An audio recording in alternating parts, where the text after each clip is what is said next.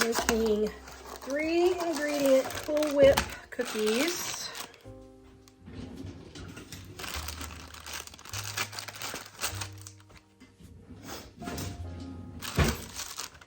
Okay, it's Valentine's Day. I have my red velvet cake mix. Don't forget to save these to wrap your sandwiches in for lunch.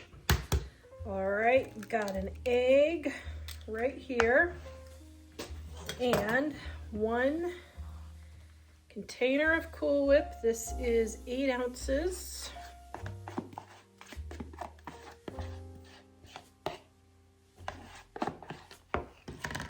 Okay.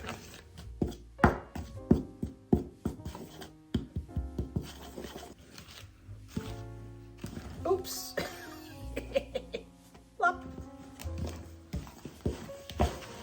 We are going to give you our Dining on a Dime cookbook ebook volume number 1 free at livingonadime.com. Click on our shop, click on our ebooks, click on Dining on a Dime volume 1, add it to your cart. When you go to checkout, use the coupon code DINING1 and you will get our ebook absolutely free with no obligation and no strings attached. Visit us at livingonadime.com. Now this is totally optional, but I'm going to add some white chocolate chips in there just because I have them and it's Valentine's Day.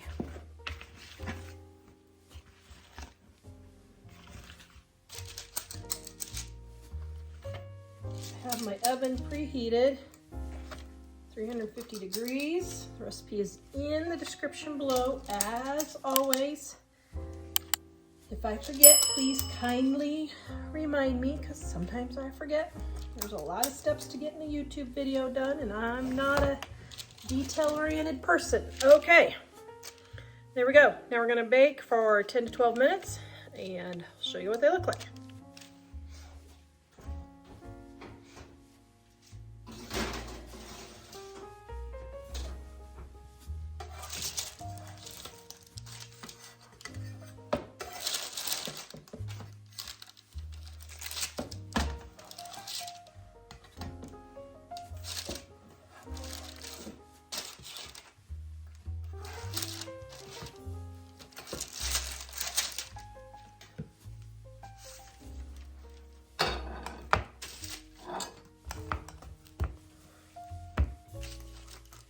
Okay, what did you get all over your sweat? Oh, we are having a home repair nightmare.